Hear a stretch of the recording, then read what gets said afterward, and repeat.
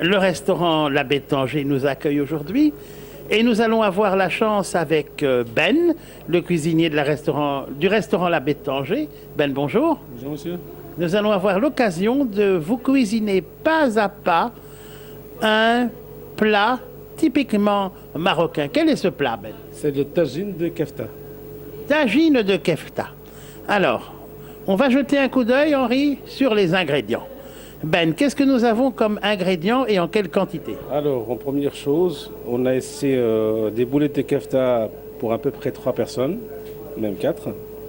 On a des tomates pelées et coupées en dés. On a la sauce de tomate. On a les oignons poivrons verts. On peut même mettre d'autres poivrons, d'autres couleurs, rouge, vert ou jaune. On a la coriandre, l'huile d'olive, sel, poivre, cumin, paprika rouge. On a aussi l'ail, le poivre de Cayenne et l'huile d'olive. Donc on axe beaucoup la préparation sur les épices. Voilà. Les épices, c'est important dans la cuisine du Maroc. C'est important dans la cuisine marocaine. C'est ça qui est dans le parfum, qui est dans le goût. Sans épices, c'est pas un tagine. Alors, le tagine, c'est la base, c'est des épices, un mélange d'épices typiquement marocain de là-bas, quoi.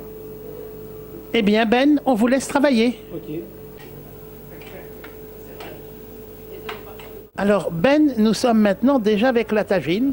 On démarre la préparation. La tagine, elle est mise déjà directement Sur le feu. sur le feu. Sur le feu, bien À sûr. quelle température?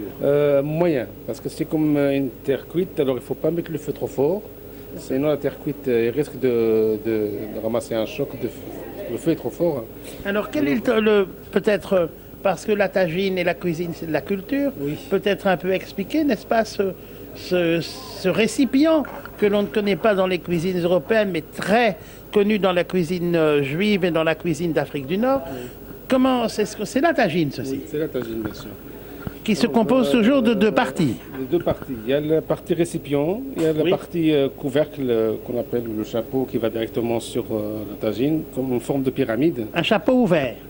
Un chapeau ouvert, mais enfin, il n'est pas ouvert, il y a juste une petite ouverture ici pour laisser la vapeur D'accord, mais s'échapper. ceci est fermé au fond. Et c'est fermé, bien sûr. Mais ça donne l'impression de Voilà, on voilà. dirait. Alors, c'est à base, c'est une terre cuite, travaillée, c'est de l'argile. En fait, c'est pas n'importe quelle C'est ça. terre, c'est de l'argile travaillée et cuite à haute température, c'est pour ça que ça tient. Même quand on le met sur le feu, ben, il bouge pas, il n'y a pas de fissure, il casse pas. Il faut juste faire attention, le mettre sur un feu modéré. Pas tout Oui, le temps donc sur pas le trop feu, fort, pas trop bien sûr. fort, voilà. Pas de choc thermique sur Pas de l'argile. choc thermique sur l'argile. Avec aussi une très beau motif décoratif. Décoratif, bien sûr. C'est ça. Comme ça donne le côté oriental, le côté C'est décoratif. agréable. On Voilà. voyage aujourd'hui avec vous, Bien Ben. sûr, bien sûr. Alors, Ben, qu'est-ce que l'on a mis déjà dans notre tagine? Dans ma tagine, j'ai mis de l'huile d'olive, les oignons, les poivrons verts. J'ai fait mijoter à l'avance. Alors j'ai rajouté des tomates, le jus de tomate, et après je viens incorporer les épices.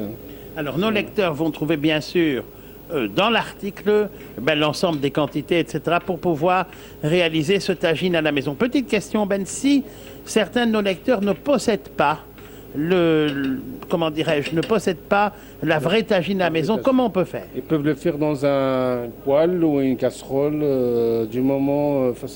La tagine, ça donne l'aspect visuel.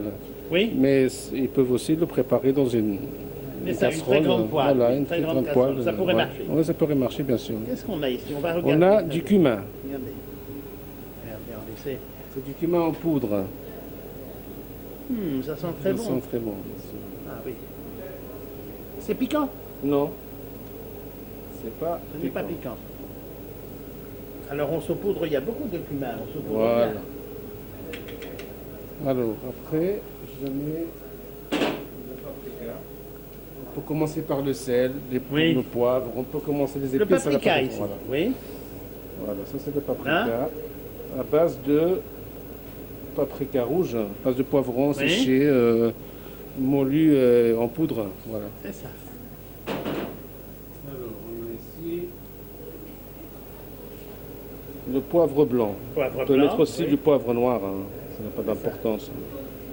Ça commence déjà à sentir bon. Alors là, je vais mettre le sel en dernier stade. Le sel ici, donc.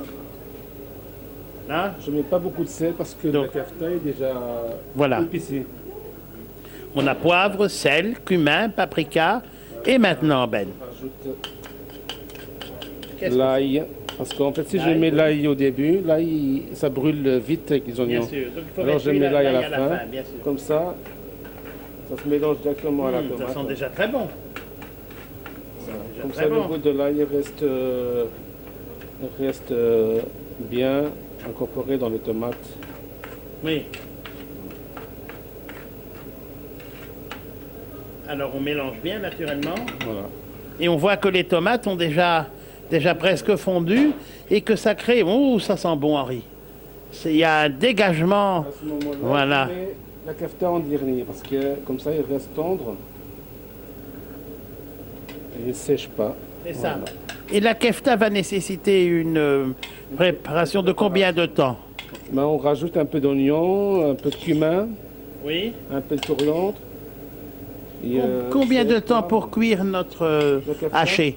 Le haché, ça prend pas beaucoup de temps. Un quart d'heure, c'est déjà cuit, hein. Même pas. Alors, petite question qui paraît peut-être anodine, mais pour nos ménagères qui vont vous regarder, comment fait-on pour se procurer de la kefta? On va aller chez un boucher, Oui. un bon boucher qui prépare de la bonne kefta. Vous prenez le kefta nature, sans épices. C'est ça. À ce moment-là, vous On va rajoutez plutôt dans une boucherie, je vais dire marocaine. marocain, bien sûr. C'est ça. Il faut que ce soit un mélange de kefta, viande hachée, bœuf et agneau. D'accord. Parce que le bœuf, il est un peu sec. Si vous rajoutez de l'agneau, il devient tendre. C'est ça. Voilà. Et alors à ce moment-là, il faut rajouter des oignons bien hachés, du persil, du cumin, un peu de paprika, Oui. sel, poivre et un peu d'huile d'olive. Et vous mélangez bien les kefta. Si je puis me permettre pour nos lecteurs, je vais regardez, goûter un peu. Alors c'est déjà très bon, regardez.